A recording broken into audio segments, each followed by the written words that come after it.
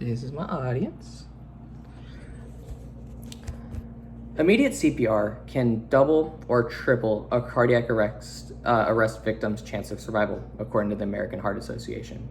For every minute a person that is in cardiac arrest, they have a 10% less chance of survival.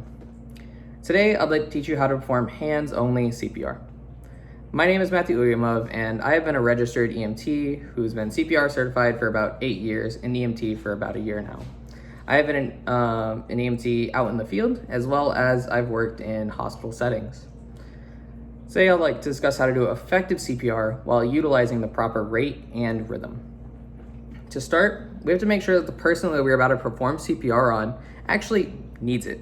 If we do CPR on somebody that doesn't need CPR, definitely leads to some unintended consequences. So first things first, we're going to check for a pulse at the carotid site like so. Using your 2 fingers, you're gonna push into the neck and kind of feel for the carotid artery, and you'll kind of feel like a pulsing sensation. If you feel that pulsing sensation, good, the person's alive, they don't need CPR. But if you do not feel a pulse, and the victim is also not breathing, you want to immediately call 911 and start compressions. It is important to call 911 first because the faster they get there, the better care that this person can have. So you want to first, if you're gonna start, expose the chest and make, by either ripping off the shirt or cutting it, we wanna make sure that the victim is on a hard, flat surface. So if they are on currently a bed, that will not work. You need to get them down safely. If you can't get them down safely, then do what you can on the bed until 911 arrives. So now that you know what you need to do for CPR, let's go over how to do it.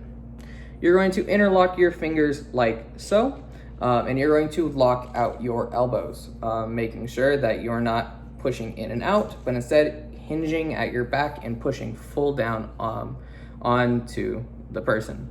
So interlocking your fingers, locking out your elbows, you're going to place the palm of your hand over the middle of your chest between the nipple line. You're going to push down about 2 to 2.4 inches in depth, and you're gonna make sure to push hard and push fast. If you remember anything, push hard, push fast.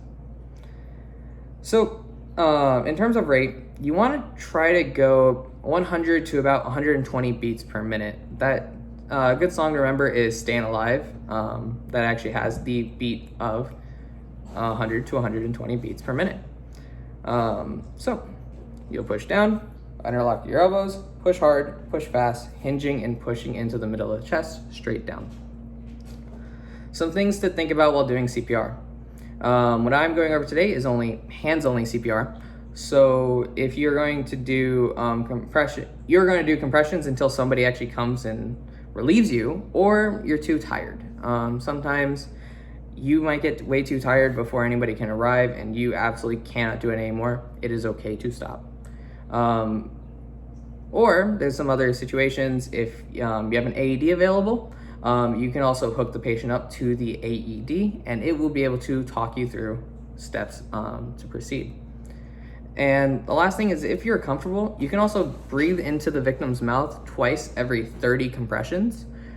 This is optional. Mouth-to-mouth CPR is not actually the standard anymore.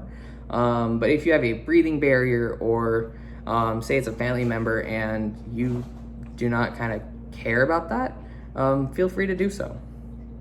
But again, the most important thing is to call 911 and early CPR.